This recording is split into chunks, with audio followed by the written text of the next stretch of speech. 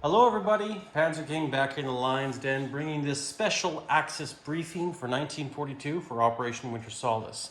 So we'll dive right in here. We are going to cover Italy, Germany, and Japan, of course. But we're just going to go over my thoughts. And this is really all what these briefings are my thoughts and possibly and potentially what your thoughts might be. So let's look at the map here. We have a very sizable fleet with a damaged Yamato in Sea Zone 88 and Sea Zone 90. The new British fleet, I shouldn't say new rather, but the Mediterranean fleet, Force H and Force Z, have come to Sea Zone 83. Now, they have come out of the Mediterranean possibly to offer either assistance to Iran, the Far East Command, or possibly even take back some of these money islands and threaten the Japanese. Now, I would love to take this fleet and challenge them. Sadly, they're a little bit too far away for my ships and my battleships. But that's fine. You know what? If they're too far away, or if I'm too far away, they're too far away from me too, right? So we'll see how that plays out. But the important thing is that they did leave the Mediterranean. So if Italy declared war this turn, well, they would get an extra $2. But obviously they're not going to. Now here in the Pacific, the American fleet, and I haven't really had time to clean this up here, did finish off building the Yorktown. The Enterprise is out there now, so we got 2 American carriers in the Pacific, as well as 4 battleships. So that is a sizable fleet, something that the Japanese will have to deal with, maybe even more so than the British fleet. But we'll see, right? The important thing to note here is obviously I'm going to keep on trying to defend these islands with, militia, like the victory point ones, right? With militia and infantry, whatever I can every turn. And of course now I have a new problem, those submarines. They just sunk the light carrier Shoho, and of course they also destroyed the destroyer Tsukimi. That's what I'll call her. But right now, yes, the Americans have drawn first blood against the poor Japanese. So the reply is, after their $8 of damage here, I'm going to have to redo my buy. This was just a speculative buy, but I had a chance to complete every ship on the build chart, plus 2 fighters. Now, obviously, I won't be able to do that, and I'm going to have to change this buy around here.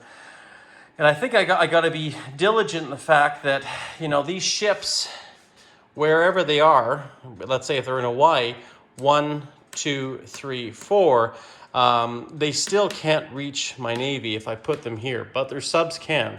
So I might even want to add a few destroyers in here, right? And also, I might even want to build some more militia, maybe even for Manchuria, but definitely for our victory points, and of course here, in areas where I need to defend areas that are vital to my survival, right?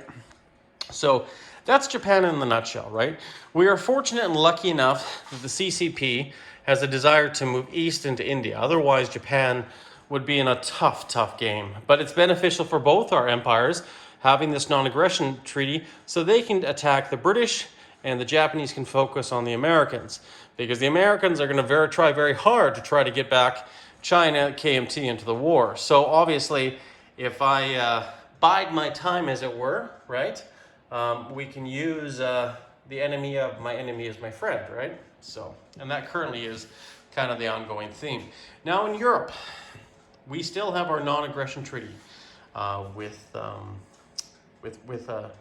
Russia. Unfortunately, but the pact is off because they were little naughty boys and they took Finland last turn, which is to be expected and understandable. But thankfully, those darn Finns, they fought back and devastated their northern numbers. So I don't think I have to worry about an attack from the Soviet Union. They're in no shape to attack anyways. I mean, they could, but why antagonize somebody that they don't have to antagonize? And same with me. Why antagonize them? I can still do my slow buildup, right? And that's my plan. But if you look what I have here, this is a buy. This is my 5th buy. Like, I'm constantly changing this.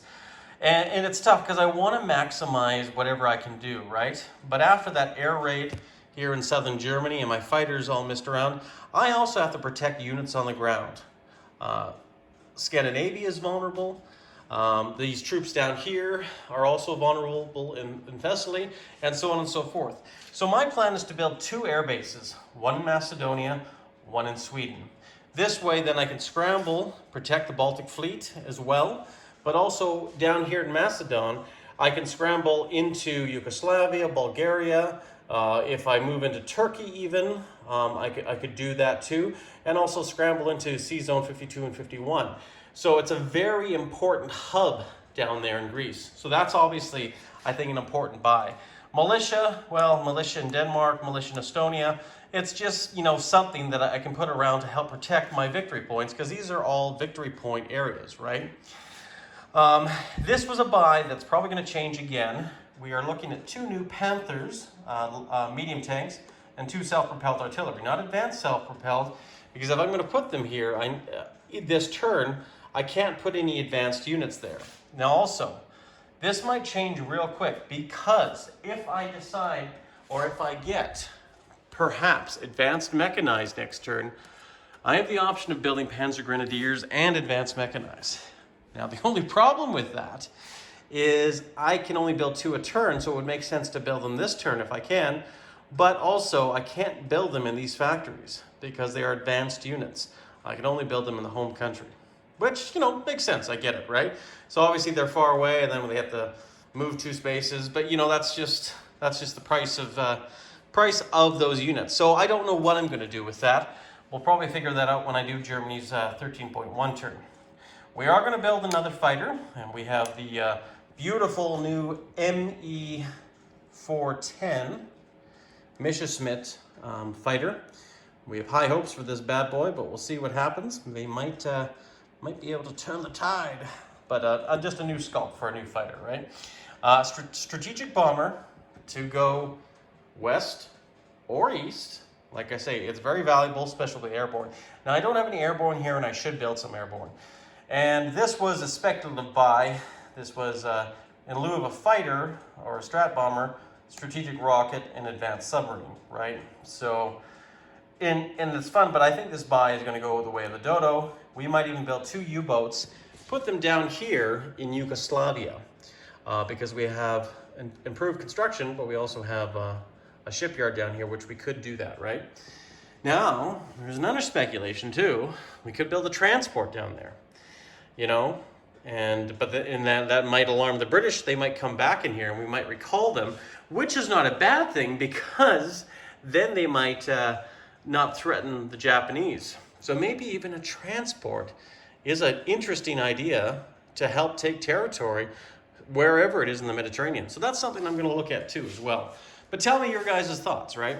And here in the Atlantic, these 2 U-boats obviously are causing mayhem, big mayhem, and we're going to move them somewhere else. I'm trying to convince my Russian allies to maybe attack the British. You know, the enemy of my enemy is my friend, but we'll see. They're a separate country, and they might have other plans. But one thing I am going to do here, and I'll zoom in a little bit more, is I'm going to disperse my fighter squadron. I have 7 fighters on the map in Europe. You know, there's one in Paris, Belgium, one in Latvia, 3 in Romania, and 1 in Macedon. They're all going to be dispersed next turn so that I can scramble at least a minimum of 1 fighter into every zone that I deem important. Which means if I build those airfields, and I do have improved construction, but I'm going to build them now so that I can build them right away and have them there. I can protect Scandinavia, I can protect Paris, protect Belgium, protect Berlin and West Germany, and of course the area beside it as well, along with Romania, Macedonia, and so on and so forth. So the German resources are being stretched thin, but it's an important necessity. So that basically sums up Germany's goal here. Germany's probably going to push south into Greece, try to gobble up as much territory, but possibly even move into Istanbul. We'll see. It's a city going into mountains, 4 infantry, right? But I might be able to bring enough air power to wipe them out on the first turn, and consequently have very minimal casualties. Potentially get $2 there, $1 in Greece, maybe even a few other plans. But right now, it'd be nice to get some money back to make up for the Molotov-Ribbentrop Pact being canceled. So, but yeah, anyways, so that's the plan right there. And we might even decide with this strategic bomber to carpet bomb Scotland up here, right? But we'll see, because that's one area that we can go into without having to worry about, airplanes scrambling to defend that, right? So, interesting, right? What else we got? Italy. So, Italy on a whole. Italy's getting ready for war. They're not there yet. And we'll need help from Germany. Probably a very sizable chunk as well. But once Italy's in the war, they're in the war. And they also got to be able to protect Rome. So, Italy's plans here are, and you may notice, and I think it was actually a pretty clever move, the main fleet's still protecting Rome. We are one step away from the completion of these new 2 carriers here. This Bavaro and the Quala. And they're going to be next turn there. And of course, we have 2 TACs and 2 fighters ready to go on those carriers once that happens, right? So that'll be a wonderful thing for Italy and a good fighting force as well, which the Americans will have to deal with, right? That is for sure. So anyways, but that's not the icing on the cake. The icing on the cake is this itty bitty transport right here. This thing can do a lot of help. Italy's neutral. This transport can move 2 spots. So let's just say it decides to move 1, 2. Let's say it goes into C Zone 46 next turn, right? What does that threaten? This transport threatens New Orleans, Texas, southeastern United States, the Carolinas, Washington, D.C., the Northeast, New York, Maine, Newfoundland, the Maritimes, even Ottawa. And that is the crazy thing about that.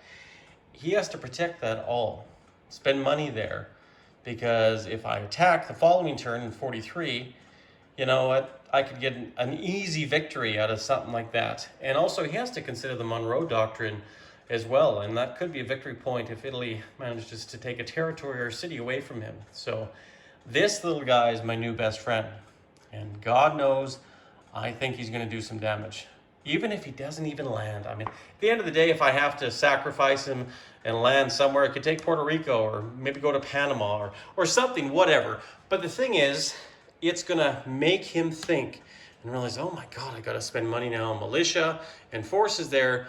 And if he didn't, let's say, and he only has 1 militia on Washington, D.C., that takes money away from the Americans, and it's $8. Like, you know, obviously it's not going to happen, but it's something that could happen, right? So, and of course I got my German U-boats up here as well, right? So, like I say, I think I've updated the board from the Americans' turn last turn, but it was a little bit hard because we've been going wishy-washy. The one thing I wanted to tell or ask you is, I can use these 2 kamikazes because I get 2 per calendar year. Should I attack these submarines that survive the attack? Because I can use them the following turn, but I don't think the Americans are coming here, right? I mean, they could, and I definitely have to be worried about that, and that's where I got to put money and protect Tokyo, right? So, yeah, I don't know. Maybe that's his plan. Maybe his plan is to go right after Tokyo, and maybe I might just have to put a pile of units in there just to protect it. So we'll see. But of course, we got the kamikazes. So I think it would be smart probably to let the subs go, keep the kamikazes for next turn, in case he wants to make a move on Tokyo, right? So once again, that buy up there is probably going to change, and I have to be considerate of that. I got to protect the home front first, that's for sure. The good news is the furthest he can threaten is probably here. He can't take this back. That's where the British fleet is, right? And we'll see. I have a sneaky feeling he's not going there. Well, he might. He's got a lot of forces there. He might be going here. But we'll see. He might even be reinforcing Calcutta. The bottom line is, with my Russian allies, he's got to go everywhere. He's got to spread himself thin, and that's the plan, right? So that hopefully that'll give us advantages to attack certain areas. So, anyways, guys, I'm going to leave you be. Let me know your thoughts in the comments down below. And yeah, I'm having a great time with this game, guys, and we'll see how things turn out at the end of 1942. Cheers, guys, and I will see you again for the next Axis briefing in 1943. Take care, everyone. Panzer King in the Lion's Den. You guys all stay classy.